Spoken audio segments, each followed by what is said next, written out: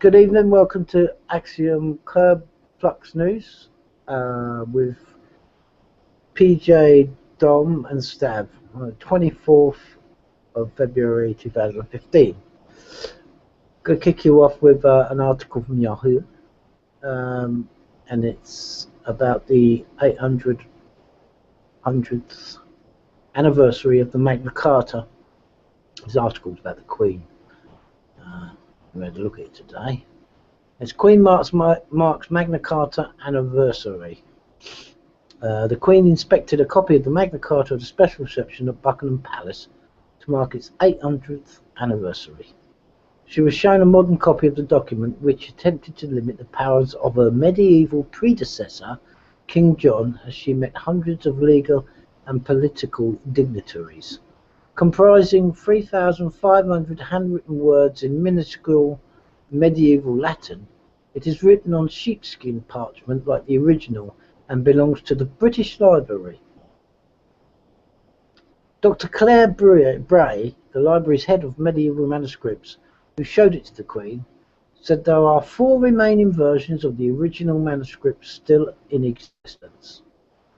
Dr. Bray added there were 63 clauses in the original document, and most of those have now been repealed. And of the version of Magna Carta which went onto the statute books, only 3 clauses are still valid in English law on the statute book today.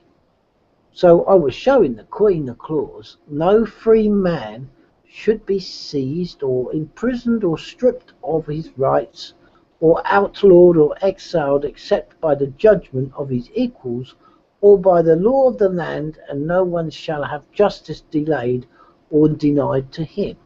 Because that is one of the clauses that is still on the statute book and is at the heart of its fame today. She added that the Queen had also been intrigued by the seal of King John that will be part of an exhibition starting at the British Library next month. The seal, on loan from Eton College, is one of the earliest and best preserved images of the Plantagenet kings and will be exhibited at Magna Carta Law, Liberty, Legacy. The Queen hosted the reception in her capacity as patron of the Magna Carta Trust, which is behind events marking 8 centuries since the document was drawn up and sealed by the King. She was accompanied by the Duke of Edinburgh, who had 2 small strips of medical tape on his right ear. The palace denied to comment on the reasons for this. Among those attending was Justice Secretary Chris Grayling, Lord Neuberger, the President of the Supreme Court, and Sir Robert Worcester, founder of polling firm Mori and Deputy Chairman of the Magna Carta Trust. Other guests include constitutional historians, didn't think we had one, senior figures from the legal profession and law students. So there we have, if you're not aware, it's the 800th anniversary of the signing of the Great Charter known as the Magna Carta, which is what its real name is, the Great Charter, signed by King John and Runnymede in 1215, I think. Quite an important charter too, because if we do have a constitution, which a lot of MPs say we don't, or they say we have an unwritten, uncodified constitution, but it's really not a constitution at all. This Magna Carta is a very important part, and is part of the constitution. A lot of historians will say that we do have, and Magna Carta is one of the many papers that the constitution is made up of. So there we go. It's very interesting that the Dr. Bray highlighted no free man should be seized or imprisoned. I think this is in clause 62. Or stripped of his rights or outlawed or exiled except by judgment of his equals. Well, that really, what it says there, that means court. If your judgment in today's sort of language would be equals would be 12 peers, which would be 12 members of the public, who you know and everybody knows as a member of a jury when you go to court, or should we say Crown Court or Common Law Court, whichever way you call it. It's nothing to do with Magistrates Court, okay? Because Magistrates Court is not part of this, something else, but we won't go into it. Or by the law of land, and no one shall have justice delayed or denied to him. I'm not going to quote cases or things and bits and pieces, but you know, it's a shame that that this part of the Constitution, of what the Constitution is made up, that apparently MPs say that we don't have. Don't see how you can have a democracy or anything without a Constitution, but there again. There we go. I'm rambling on, and but anyway, make what you think. I think it's a very important charter, and I think it's part of the Constitution that we do have, uncoded or unwritten. It's a Constitution, I don't care. So, what do you think, PJ? Well done. Yeah, same opinions here, Andy, on Magna Carta. It's a shame that there's not as many people who understand and realise what it actually holds. Like you said, it's not been written down as a complete piece, but it's not to say that there's not a use for it. Well, I think it'd be a better country if it did actually take notice of its Constitution, unwritten or not, or uncodified. Whatever. I think it was just the other day somebody was saying it should be put into one complete thing. Well, I don't think it's a good idea personally, because as a lot of historians and scholars, or whatever you want to call them, who are constitutionalists, actually defend the unwritten uncodified Constitution as it is, as they want to call it, because you can't repeal or it all in one swoop, in one squat, shall we say. Unlike the American Constitution, which is all amendments written on one paper, if you get rid of one amendment, you can get rid of the lot, you see, in one swoop. And that's why it does. I agree with a lot of historians and people that, you know, say that we do have this Constitution, and it's the best Constitution in the world, because it's written in several different papers and you can't get rid of it all in one go. So, I understand that, and I think that's a good way. And so, therefore, I would be against any new British Constitution. Yeah, it's just another scenario of, you know, the King James Bible, where certain books of the Bible never got put in, and they could probably do that with the Magna Carta, given the chance.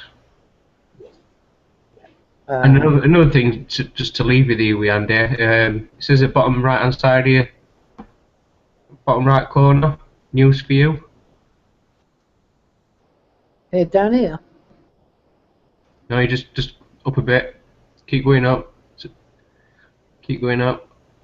Oh yeah. Look, top of that list on your right hand side, news for you. Where are the original EastEnders cast now? That one? That one, yeah. I don't know. Do you? It's old news, 18th of February. Oh, is it? I don't know. You passed it over to me. Oh, that's good. Well, I know where they are anyway. They're on Dole. Are they? They're not in the East End, though, are they? No. Most don't live there, do they? Well, from Adam Beale. One of the guys, I can't remember his name, used to. Can't forget Adam Beale. Yeah, one of the guys, I can't remember his name. He was an old geezer in it, and he used to live in the town where I am down, which is 50 miles south of there. But anyway, useless information. Moving on. Anything to add from that, Dom? You all right with that? The Magna Carta? No. Okay. There's been no speech. Sorry, yeah. I'm just muting that. Yeah. I'm fine with that. Yeah. Okay. You were going to say before I move on, PJ? Yeah, I was just saying, has there been some sort of speech from the Queen? No. She's more interested in the thing that the original seal of King John that was part of an exhibition. She was more interested in that, and why? She's probably asking, it's the seal on loan from Eton College. Eton College. She's probably thinking, now why isn't that in my collection amongst a trillion other things in the vaults below the British Museum? I'm not amused. But anyway, moving on. We got, this is a story that seems to be going on and on. It seems to have been around for ages. She was a nice girl. Barry George. This is about the chap who was wrongfully imprisoned for the murder of Jill Dando, it turns out. But the thing is, the court system don't want to admit it because they can't possibly do that, can they?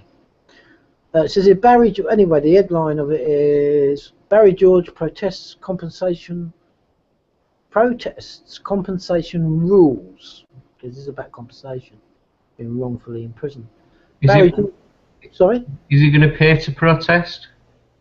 You can ask after the article, and then you'll probably answer your question. But Barry George, the man who spent 8 years in prison after being wrongfully convicted of murdering TV presenter Jill Dando, has said that the decision not to award him compensation was a mockery of justice. Mr. George, who says he had lost everything while serving 8 years in prison, is one of 4 men protesting in London against the tightening of the criteria for compensation in so-called miscarriages of justice cases. The BBC report. We'll fudge over that. I've gone too far. His family has tried and failed twice to get compensation for him, and are now campaigning for a change in the law. Hugely damaged. Mr. George, along with 3 other men, have had their convictions quashed. Victor Neelan, Martin Foran, and James Boyle will protest later outside a global law summit taking place in central London. The government introduced new legislation in 2014 which made changes to the compensation scheme, creating a statutory definition of what constitutes a miscarriage of justice. Now, compensation is only paid when the court quashes a conviction because a new fact has emerged to show beyond reasonable doubt that the applicant did not commit the offence. In an interview with Radio 5 Live Breakfast, Mr. George's sister, Michelle Bates, said, "In the British justice system, you are innocent until proven guilty. To say that Barry should prove his innocence after his conviction was quashed is ridiculous. There is no court in the land where you can prove your innocence." So there it is. She's absolutely right, of course. So basically, Well, they still want to leave doubt in other people's minds that he could have killed her because really they did it themselves. Yeah, it's like most things, it's back to front. That should be proven guilty until innocent, with the way things have been in the case of Barry George. Well, it's a mockery of so-called justice system, really. We come back to it. I mean, is there justice or justice for a few? No, I was just saying, to justify what the Crown did by unlawfully imprisoning him, it should be the other way around. That's what it says. Innocent until proven guilty. It should be proven guilty until innocent.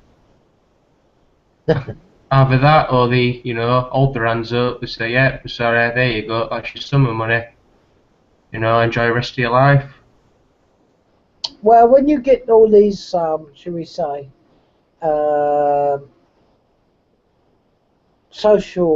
high heads of social working people that services like look after the children and all this business and these cases with baby P and all this lot and all these other people being compensated for giving their marching orders early, and these quangos in hospitals, saying, "Oh, you must resign, but don't worry, we're going to pay you the rest of your wages for the rest of your life." It makes a mockery of it all, really, And I know murder's a different thing, but yeah, I just thought at the end of the day, this seems to have gone on and on and on and on. Everybody's got their own theories about what happened to Miss Dando and who perhaps. I mean, Did they actually find the killer, PJ? I'm not so sure. I don't think they ever did now. No, they have never found the killer. So, you know, it'll go on and on and on too. They, you know, to quash it is admitting that, you know, that they unlawfully imprisoned this man for 8 years. So I look at it, do you? Well, So, it would definitely a miscarriage of justice in my eyes, anyway. yeah. So he should be compensated. Do you agree? Yeah, definitely. Yeah. And there's a reason why they're not, but like to know that reason. Well, the reason is here. Look, there is no court in the land where you can prove your innocence. Yeah. They're in. Anyway, yeah. I finished with it, PJ. Dom, shall I move on to my last article? Should I? Yeah, all good on my side, Andy. Okay. This is about the US government patent on marijuana, Mary Jane. I haven't got many teeth, and what I've got left is not in good shape. For treating disease discovered. So US government, guess what? US government patent on marijuana for treating disease discovered. So they've discovered a patent on a plant for treating diseases that they didn't know existed, and they've discovered it. Oh, okay, get it now. These are just about cannabinoids as antioxidants and neuroprotectants. I know a little bit. I've read a little bit about this sort of stuff. Patent number 6630507 was filed in 1999 by the United States Department of Health and Human Services. The patent is titled Cannabinoids as Antioxidants and Neuroprotectants for Use Treating a Wide Range of Diseases. Under US law, marijuana is officially not recognized as having any medical use. That's funny. Why would they patent it then for that? So, the patent comes as a surprise admission by the US government that cannabis use does, in fact, have medical benefits, as outlined in the article above. There we go, there's a patent. It's all written down. There it is. Plain as day.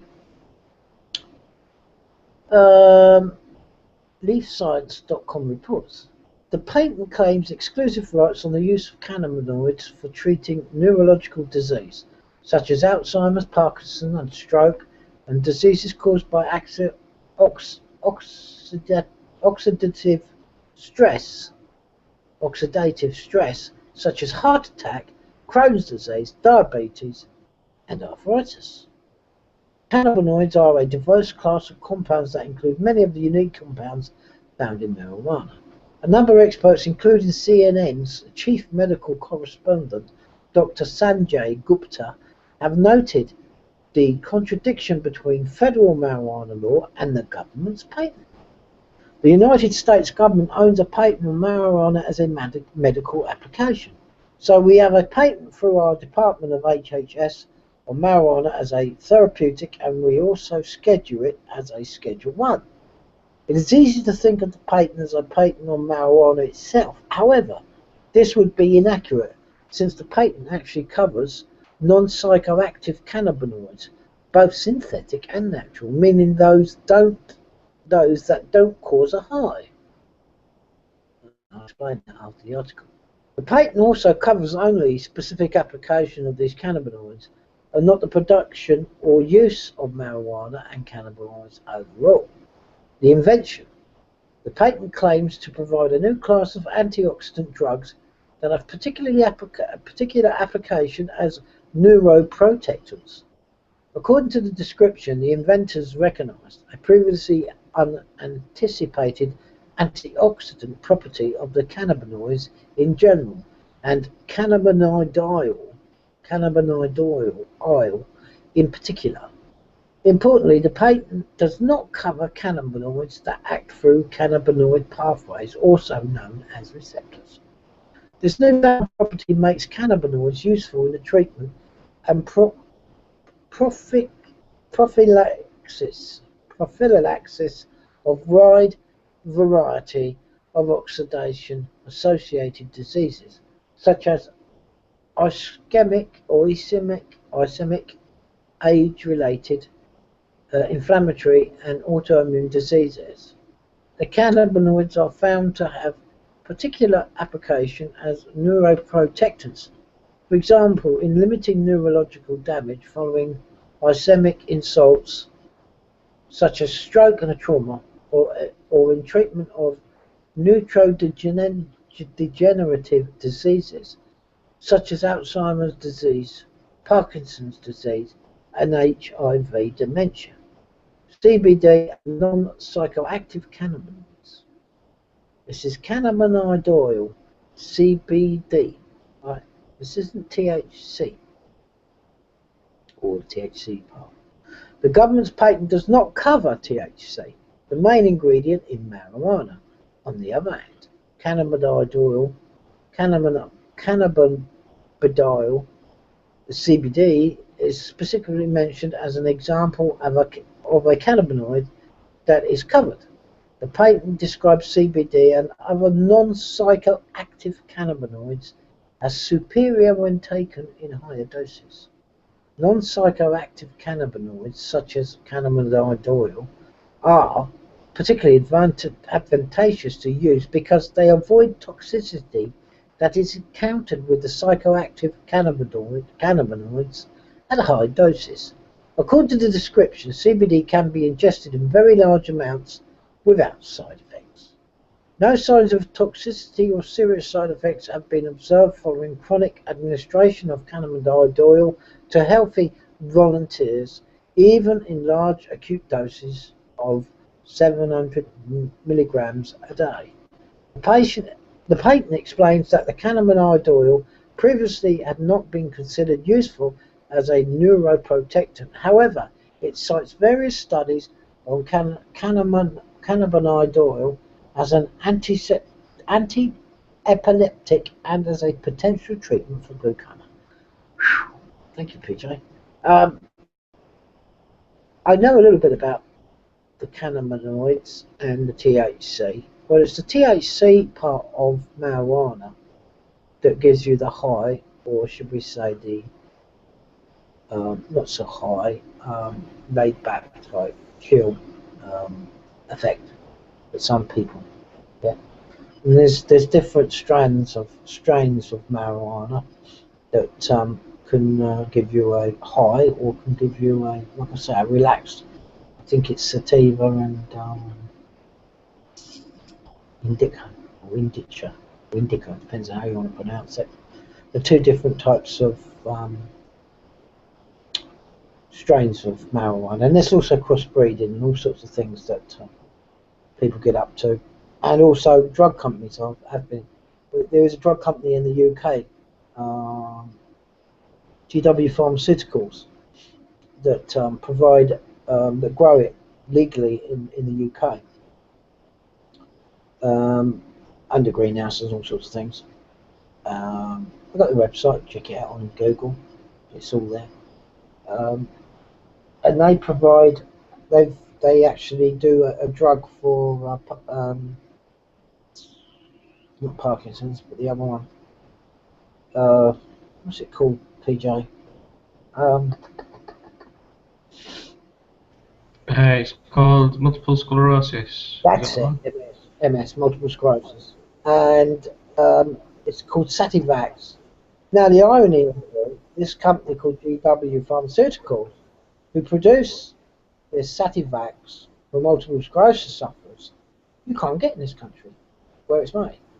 You have to apply for your doctor under a special certificate or license, right? So that he can actually go to Canada where this GW pharmaceutical, or some states in America that do it, and you have to buy it back from there, but it's produced here. This is the madness of the legal system. and marijuana or cannabis or hemp, should we call it? That's what it really is. Strains of hemp, female or male plant. Again, it's another subject. So basically, it's not just these diseases. It's been proving now. Um, it can treat. It actually can. Yeah. Great results on advanced small cell cancers. I can't remember the name of the cancer in the brain. If you've got it, then you've basically had it, and it's actually reversed and actually destroyed tumours. So it's quite a powerful thing, this CBD. Now, everybody thought early days that it was the THC, and that's why the rumour spread that, this THC is the higher the cannabis, you'll get stoned, it's illegal, it's rubbish, The, whatever. the THC and the CBD mixed together is the strain of skunk that we've got today, yeah? Yeah, but it's got a higher THC level, Oh whereas yeah, sure it is. And the THC is responsible for the high. for the high, not only just the high, but the anxiety, the Yes. antipsychotic, the sleep, Yeah. Well, there's a funny thing about this. Now and if you the lower, CBD is the antipsychotic property. absolutely, and now Yeah. if you lower the THC level and increase the CBD level, if you take the THC away and you use the CBD side of it, which you can get from the ordinary industrial hemp plant, Yeah. it's the same thing. It has a very, very low THC level, so something like about 0.5%. So you can't get smashed on it. So I don't see why they make it illegal, because hemp, they make hemp illegal in this country and most Western countries when it's not psychotic at all. You can't get stoned on just industrial hemp.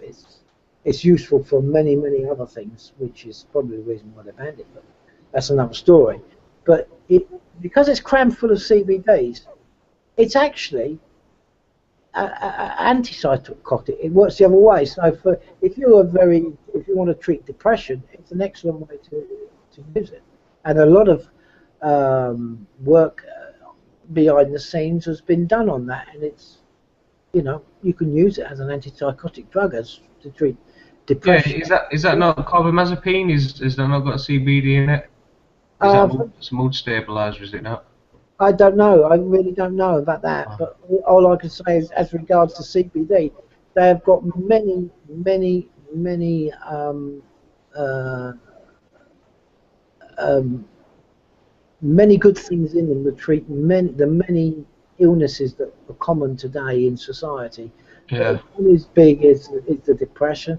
Other thing is anti-inflammatory. It's very high on the anti-inflammatory. A lot of doctors are saying, well, beyond under their breath, that it's as good as paracetamol. Well, studies suggest that CBD acts to promote wakefulness, making CBD a poor choice as a sleep medicine. The opposite effects of CBD and THC on sleep may explain why some strains of cannabis cause users to feel drowsy, while others are known to boost energy. Yeah, So the yeah. old hippie movement time where they said, we've got to get them off that because they're never going to get a job. They're just going to lounge around and do not with their lives. We're just a complete. There's a lot of evidence that it promotes a lot of creativity in people. Bob Marley's a great example. But I mean, Yeah. the skunk of today. Let's be honest. These cheese plants of today, whatever you guys call it, is very high in THC. I don't agree with that side of it so much. That is that it should be just about getting high. The plant has so many advantages, so much going for it on the health side of treatment of diseases. It really, really, it needs. They know this. They know this. They wouldn't patent it otherwise. Why did they? Or try to patent. I mean, I still don't get how you can patent a plant, but they're patenting the CBD, the wording of CBD. It's just a name game and patents and things. But there is no doubt at all, really, that it's got many medicinal um, um, sides of it that is a positive and a big positive. And from multiple sclerosis to cancer, it has its place. But of course, Yeah. What's the is it Epidiolex where they use it for children for severe yes, epilepsy? epileptic. Yeah. Yeah, yeah, of course. Well, if you go and check that YouTube video of even the CNN, Cartoon News Networks, Sanjay Gupta, he's got 2 or 3 videos about marijuana, and even he was anti, you know, but he does turn around in the end, and he sees the effects it has on these untreatable patients, basically, and how it's, you know, how it's helped these people and these especially children with these seizures. Well, I can't remember what the condition is, but it's almost like a constant epilepsy. These poor kids, and they have to give them this shot of stuff which completely blows their brain away.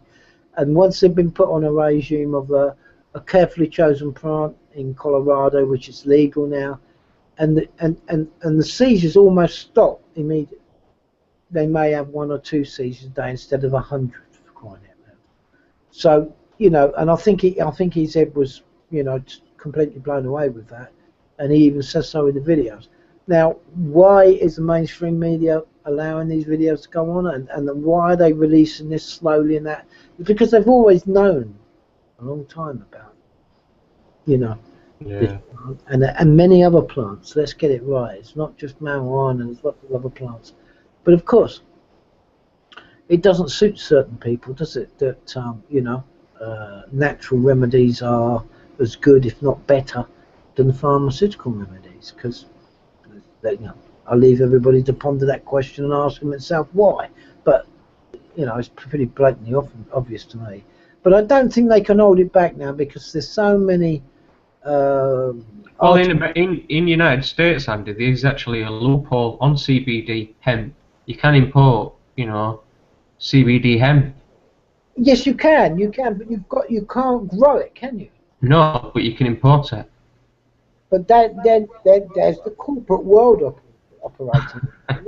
You know, you must buy the product. No, hang on a minute. There's nothing against anybody growing a plant, whether it be a tomato or whatever it be. Industrial hemp has no psychotic side to it at all. Very, very little. In actual fact, you've got more psychotic THC, just as much, in crushed hemp seed oil, which you can go and buy from your local store down the road, anywhere in the UK or in the Western world. There's no more THC in industrial hemp as a plant as there is in the crushed hemp seed that people buy from Holland and Barrett every day. So no difference. So you do have more. It's not just CBD. There's CBD, etc. There's lots more. The CBDs are not just one thing. There's several of them in the hemp plant. It's not just CBD. It's variations of the CBD which actually treat other illnesses.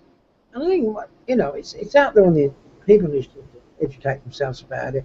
I think they know the cat's out the bag with it now because of the internet, like a lot of these things today. Yeah, CBD and THC, they're parts of cannabinoids, yeah? Yeah. Properties of cannabinoid. Yeah. But there's so many other cannabinoids in the industrial hemp plant that they don't.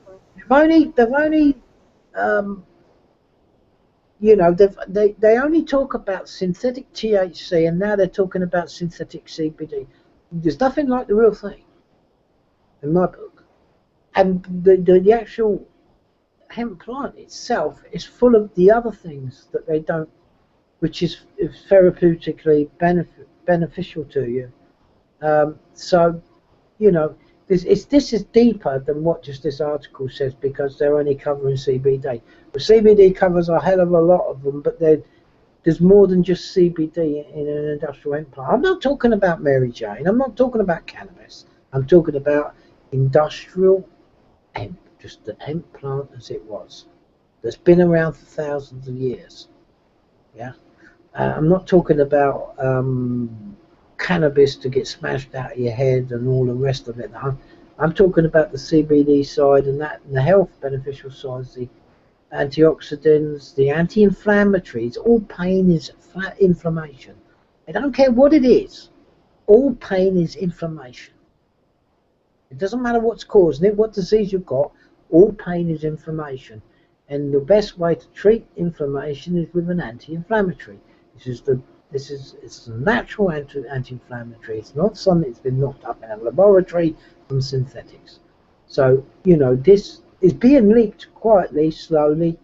It will be revealed because I don't think they can hold the truth back on this side of things, because what they're trying to do is to try to incorporate it. Yeah, because there's a big surge now on natural remedies. Yeah, people are turning over to natural things. We all know that McDonald's and all the burgers and the plasticine food is going down the pan. Their shares are going out the door. They're going bust, right? McDonald's. There's no way back for them. And all that fast food, plasticine, plastic, synthetic food, and all the rest of it. Same's going for the pharmaceutical. So they need to incorporate the new upsurge in natural products, but they need to Shanghai it, and so that you've got to buy it from them, you see. So they've got to leak this out and say it's a good thing and we're all for it, but you must get your CBDs through the drugstore at such and such and such. Well, where it'll be grown GMO. Well, yeah, incorporate to the gym, yeah, whatever. But at the end of the day, why should anybody be stopped from growing a plant, whether it be a tomato, a lettuce, whatever it is? Because there's not just hemp, the hemp plant. There's other therapeutic plants, many of them out there that people use. Why should people be stopped from self-administrating their own medical remedies and growing your own plants and doing it yourself? Corporatism. Unfortunately, Andy, some areas aren't blessed to be above the law these days. Well, yes, corporatism. It's the world of corporatism that wants to run the whole show and pass regulations and make it, well, I can't grow a tomato plant next, whatever. But anyway, very interesting article, and it's, to those in the know, it's old news, okay? To those that are not, it's new news, and it's being broken by the powers that be, because look, there it is. There's the patent. But you can't patent a plant, can you? Surely you can't patent a plant. How do you patent a plant?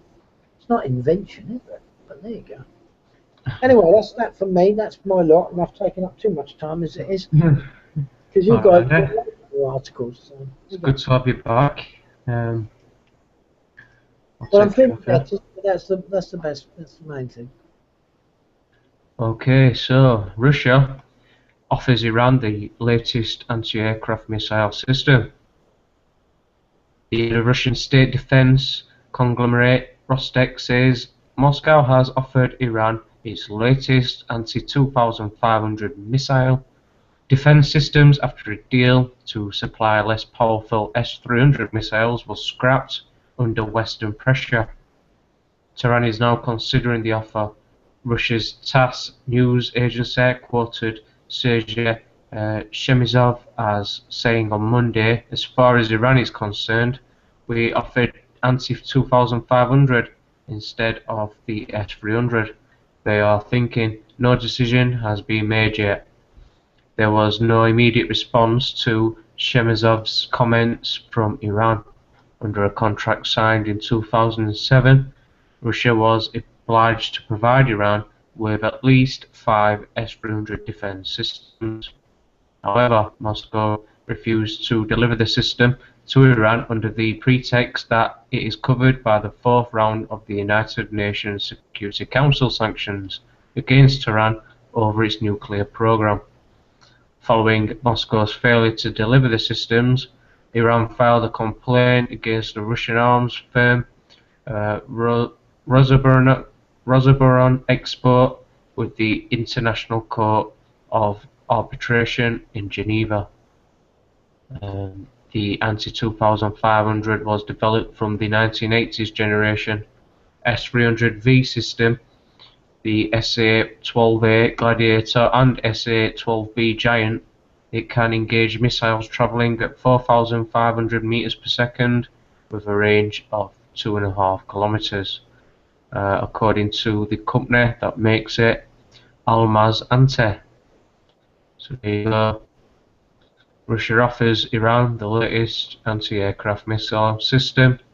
despite the previous ones that was offered was not delivered due to some United Nations Security Council sanctions against Tehran over its nuclear program. Any questions? Any thoughts? The ones that they've offered, are they the latest ones that Russia? Yeah, these are the latest ones. Yeah. Right, so they're not quibbling over the deal. They're just so basically they're just exchanging the old ones they offered for the new latest ones. Yeah. No, because some wasn't delivered. Right. Moscow refused to deliver the system to Iran under the pretext that it is covered by the fourth round. So basically the UN and the sanctions against Tehran has put a halt to Russia being able to send them over to deliver them. You make any sense of that, Andy? Well, can't make any sense. So Russia's not going to send them these latest missiles then? No. No, the latest ones, yeah. Oh, right, yeah. And I kind of get that. Instead of sending them the old missiles they agreed to, then now we could send them the new ones because under the United Nations Acts, they were stopped from selling them the old ones, yeah? There you go, that's correct. You with me now? We got there in the end. So you make any sense to this article still? No. Well, I think it's probably a poke in the eye. I haven't got Well, that's what I thought. Maybe I've misunderstood it, but apparently that's the sense that I made of it. Yeah, it's just a poke in the eye to the industrial complex that they're going to give them the latest missiles, I guess. I don't know. Well, it is from Press TV. Oh, right. Okay, the next one. Gender-selective abortion could become a criminal offence. MPs will debate on Monday whether performing an abortion on gender grounds should become a criminal offence. The amendment to the Serious Crime Bill, known as the Abortion Sex Selection Bill, is designed to make it clear to doctors that it is illegal to terminate pregnancies because of the sex of the fetus. Tory MP Fiona Bruce brought the proposed legislation forward. The bill merely clarifies that often in Section 1 of the Abortion Act 1967 allows a pregnancy to be terminated on the grounds of the sex of the unborn child, she said. We know sex-selective abortions are happening in the UK and little is being done to stop this, she added. Asked his view during a visit to Hastings on Monday, Prime Minister David Cameron said, "I support the status quo whereby abortion on gender grounds is not legal. It is not allowed under our arrangements. Now, there are very few circumstances, for example, avoiding the certainty of genetic disease, that it might be allowed, so I support that and I will be voting, if I'm in the House of Commons this afternoon, which I hope to be, to maintain the status quo. But in doing so, I hope that the abortion rules are properly policed and prosecutions and all the rest of it are carried out when the laws are broken," the Prime Minister said. Former Attorney General Dominic Grieve MP backed the amendment. He said that sex-selective abortions took place in the UK because people were able to abuse the 1967 Abortion Act, which came into law before the use of ultrasound to determine a baby's gender was widespread. He wrote in the Daily Telegraph that the current law has been turned into a little more than a rubber stamp for abortion on demand, and that urgent reform was needed. He urged MPs to support the amendment, saying we should not allow the present law to limp on this state any longer. However, Yvette Cooper, the Shadow Home Secretary, told Labour MPs that the bill could have troubling wider consequences. Cooper and Shadow Cabinet member Liz Kendall urged Labour MPs to vote against the bill. They said sex-selective abortions are already illegal under the Abortion Act, so no new legislation is not needed.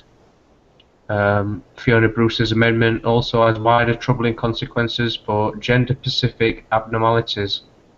The amendment says that nothing in the Act gives grounds for abortion based on sex, creating uncertainty and doubt for doctors who have to administer abortions in these situations, and a legal grey area for women who are already facing a very difficult decision.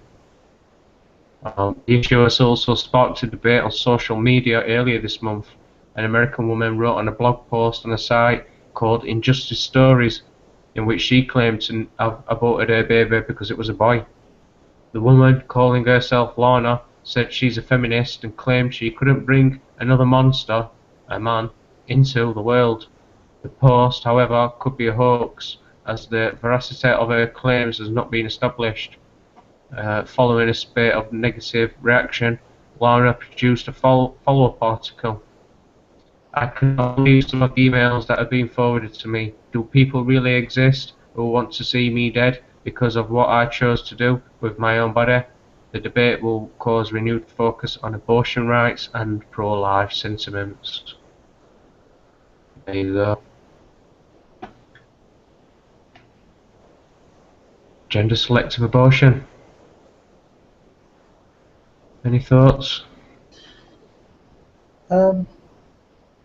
If someone decides to abort a baby because it's because of its sex, they don't want that baby because they didn't want that particular sex, then they will still have the abortion anyway.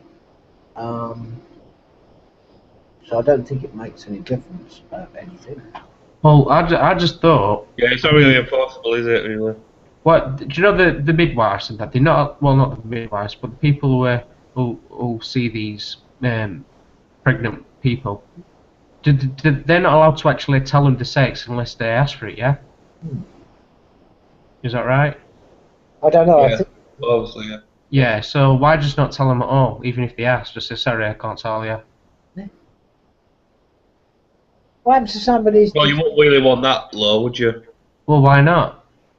Well, because it's up to you if what you'd You- like to know. So you need to know what you're going to buy, Alright don't then. you? If you want to buy a pink roll, we do a pink roll, do a blue roll. Alright, well, we'll have this rule then, shall we? Even though it's not really enforceable, we'll have this one. Or is it just not easier and simpler to tell your doctor, to tell the people that they're not allowed to say, whether they want to know or not? Makes it a lot easier for the doctor. There was a time when a woman didn't even know whether it's going to be a boy or a girl. Yeah. So if they decided to have an abortion because in the old days, the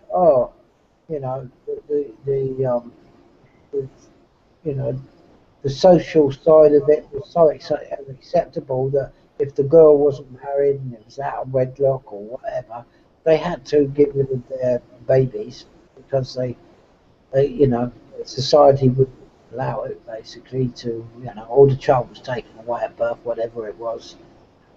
Anyway, they had these abortions. Now they weren't thinking about the sex of the baby. So I don't see how it's going to change anything, making it illegal to abort. Who's going to own up to that anyway? I'm not sure, but if there's any latest information brought out, which shouldn't be too long, I will bring it to your attention and report back on it, so I'll keep my eye on this story. Yeah. Okay. Okay, my next one is the ex-Maldives president dragged into court. Police have dragged the Maldives' former president into a court as he is tried over his decision to arrest a top judge 3 years ago. Mohammed Nasheed was arrested Sunday and charged under an anti-terrorism law. He was brought to criminal court on Monday for the first hearing and was dragged into the courtroom after he resisted police attempts to stop him from speaking to journalists gathered outside. He entered court limping and complained to the judges that he had been manhandled by police. Police told the judges that the fracas occurred because Nasheed tried to stage a sit-in. The three-judge panel gave Nasheed 3 days to name his lawyers and ordered him detained until his trial is over. They also asked authorities to give him medical attention. The Maldives government says the anti-terrorism laws covers not only violent terrorism but a wide array of actions against the state. The top US diplomat for South Asia, Nisha Biswal, voiced concern over the arrest to the Maldivian foreign minister. She urged the government to take steps to restore confidence in the commitment to democracy, judicial independence and rule of law. State Department spokeswoman Jem Sarkar told reporters in Washington Nasheed resigned as president in 2012 following weeks of public protest against his order to arrest top criminal court judge Abdullah Mohammed. Mohammed was arrested after he released a detained opposition politician, and Nasheed's administration accused him of political bias and corruption. There you go, bad news from the Maldives. Yeah. Well, he obviously isn't above the law. Make of that, PJ, really. Okay, I'll try and get on to my next article. You reckon they'd do that with Tony Blair? I'm not sure. What do you think, Don? What's the chances of that out of 10? Sorry, what's that? Oh, which one? You got Ebola on there, or is this your next article? Yeah, I was just saying what Andy said about Tony Blair. I said, what are his chances of that? No, Teflon Blair. It's called Teflon Tony for a reason. No sticks, doesn't it? Okay, my next one is the Ebola nurse facing conduct probe. A British nurse who contracted Ebola while working in Sierra Leone is being investigated following allegations about her conduct and that of 4 colleagues. Pauline Kafke flew back to the UK via Casablanca and London Heathrow before landing at Glasgow Airport late on December the 28th of last year. She was admitted to hospital in Glasgow early the next morning after feeling feverish before being diagnosed with the disease, which has left more than 9,000 people dead. The Public Health England said it has passed information to the General Medical Council and Nursing and Midwifery Council after assessing the screening of healthcare workers returning to the UK. 3 nurses and 2 doctors are now being investigated. PHE spokeswoman said during our recent assessment of the screening of some returning healthcare workers at Heathrow on December the 28th, information emerged which needed to be passed to the General Medical Council and the Nursing and Midwifery Council. We are aware that the regulators are now considering the matter and it would be inappropriate for PHE to comment further at this time. The Nursing and Midwifery Council spokeswoman said, following information we received from Public Health England, we can confirm that we are investigating allegations about the conduct of 3 nurses. It would not be appropriate to comment further at this time. Spokeswoman for the GMC said, following information received from the Public Health England, we can confirm that we are investigating circumstances related to 2 doctors. So the GMC are covering 2, the NMC are covering 3, and the total that was mentioned originally, I think, was 5, was it not? 3 nurses and 2 doctors. 5. So there you go. The spokeswoman said that inquiries are at an early stage and we are not able to provide any more information, details at this point. Miss Kafake from Cambuslang in South Lanarkshire had been volunteering with Save the Children at the Ebola Treatment Centre in Kerrytown before returning to UK in December. She spent more than 3 weeks being treated at the Royal Free Hospital, where she was critically ill for a time, but was released last month after making a full recovery. A report released earlier this month found that Miss Kafake possibly caught the virus by wearing a visor, not goggles, although this could not be certain. Her temperature was tested 7 times before she flew from Heathrow to Glasgow, and she was cleared to travel, Save the Children said. So there you go. The latest on the Ebola doesn't really seem to be Ebola, it seems to be about a nurse who had Ebola, who got flew around the world, and that's about it. Thought I'd bring that one to you. Feeding peanuts. Sorry, say again, Andy. Move on, picture. Feeding peanuts to kids may prevent allergies. Children who eat peanuts as infants have a smaller chance of developing peanut allergy when they are older, the study finds. Parents are urged to make medical advice before acting. Let's take medical advice, sorry. Children with a high risk of developing life-threatening peanut allergies can be protected if given foods containing them when they are babies. According to new research, almost 1 in 50 children is allergic to peanuts, double the rate of 10 years ago, and the condition kills more people than any other food allergy. A learning early about peanut allergy study, led by Professor Gideon Lack of King's College London, involved 640 children who were considered at high risk of developing peanut allergy due to pre-existing severe eczema or egg allergy. All the children ate foods containing peanuts at least 3 times a week until they were 5, while the others avoided peanuts altogether. At the end of the study, 3.2% of the children who had eaten peanuts had an allergic reaction to them, compared with 17.2% of the control group. Professor Lack said it was an important clinical development that contravenes previous guidelines. Whilst these were withdrawn in 2008 in the UK and US, our study suggests that new guidelines may be needed to reduce the rate of peanut allergy in our children, he said. Despite their findings, the study's authors warn parents not to give peanuts to infants or young children without taking medical advice and say further research is needed. So, and half done study into feeding peanuts to kids may prevent allergies. It's a bit like the bacteria, is it not, Andy? You know, you have to have some bacteria to maintain healthy. Of course. Bit of the bad is sometimes good. The idea years ago, even to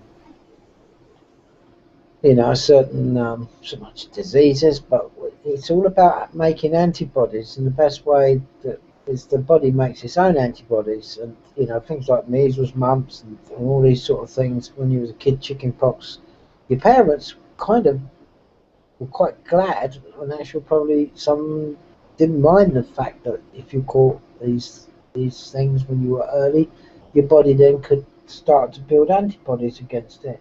It's the same with food allergies. I don't buy into food allergies, how they roll them out about, you know, these products are dangerous. Because look, I mean, I was brought up on a farm. I didn't know any kids around my village or villages, or any of the adults or any of the families suffer from hay fever or asthma, and yet we used to be out in the thick of harvesting time. The air used to be thick with dust. You know, so therefore your body built up an immune system because you were exposed to it when you were younger.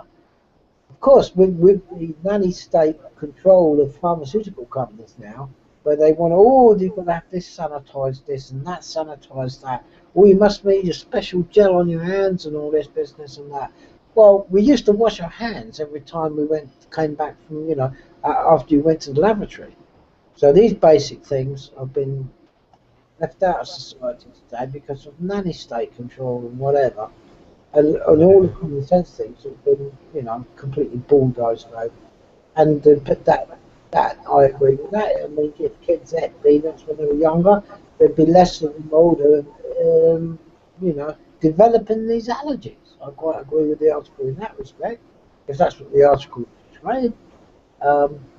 Then yeah, the best way the body to make antibodies is by its own from early exposure to the actual thing of what needs to make antibodies against.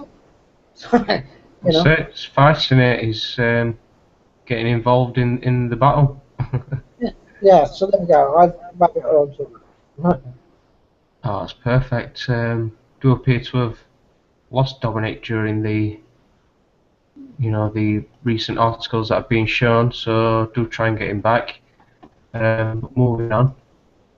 This article is Furious Man confronts woman for stealing flowers from his brother's grave. So this is contains strong language in this video. I'm just going to test my audio here to see if we can share this one with you.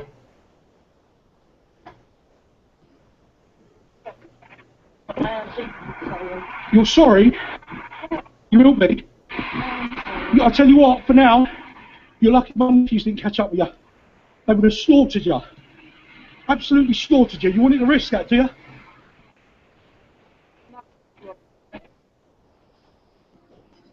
In fact, I'm prepared to be bad. yes, you fucking do. You obviously do. Where do you live? Down here? You obviously made the journey down here because you knew you were going to nick flowers. See Mum. What a load of bollocks. What do you mean? What do I mean? You've gone straight to my brother's grave and nicked his fucking I flowers. come up to my mum every Sunday. Yeah, and in the meantime, you steal flowers off other people's graves to put on there. It just so happens that for the last 3 weeks, it's been my brother's grave. I don't steal him on Mum. Yes, you do. I don't. Like I said, you're known to the people in there. I don't know what you mean by that. Well, you've done it before, haven't you, my love? No, I haven't. Yes, you have. I've had stuff taken from my grave. And that makes it right, does it? No. And the thing is, you look at my brother in the face every time you nick it. He's there. There's a photo on his headstone. I know there's a photo. Yes, exactly. And you've looked him in the eye every time you fucking nicked him. Haven't you? Because I know it's wrong, yeah. You know it's wrong. I do know it's Yeah, and I suppose you ask God for forgiveness, do you? No. Because you don't give a shit. You don't give a shit about anybody else but you.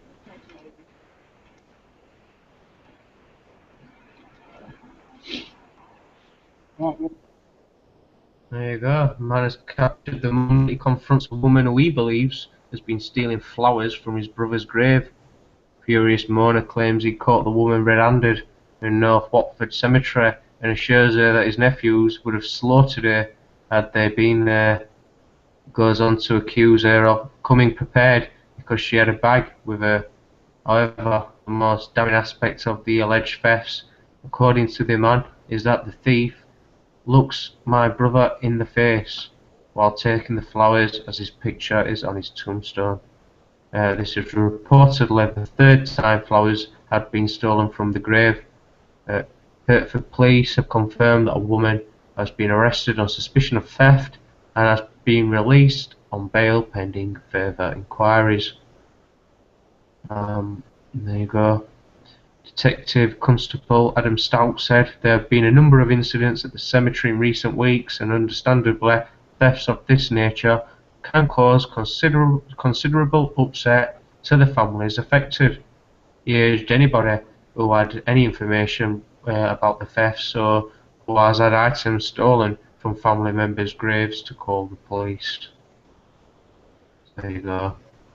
What do you think to that one, Andy? Any thoughts?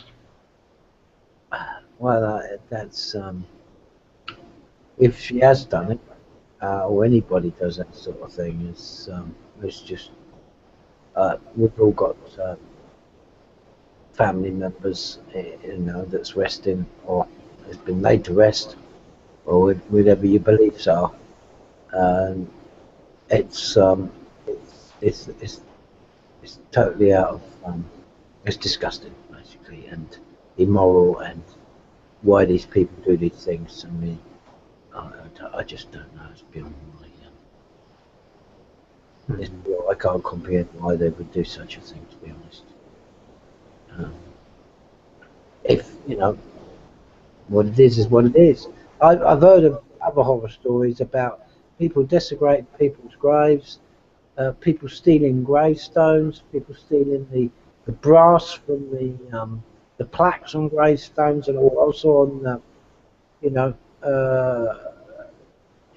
just all the way around, cemeteries where people have just got people's remains, whether it be just ashes or whatever, and you've got a little plaque on there. They've been stealing the brass off it to sell for scrap. I mean, all these stories are horrific, really, for the families that have to go through this. Having to, especially after if it's a recent bereavement. Yeah, I don't get any of this. Totally wrong. Yeah, it's pretty sickening, really. Really sick, yeah.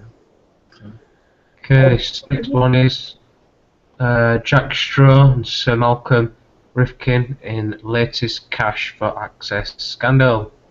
I was made aware that I pronounced the name wrong, so do apologise for that. It's Malcolm Rifkind, apparently. Jack Straw reveals he operated under the radar to use his influence to change EU rules, while Sir Malcolm Rifkind boasts about his useful access to diplomats. This is a Channel 4 Dispatches short video here that I'll attempt to play.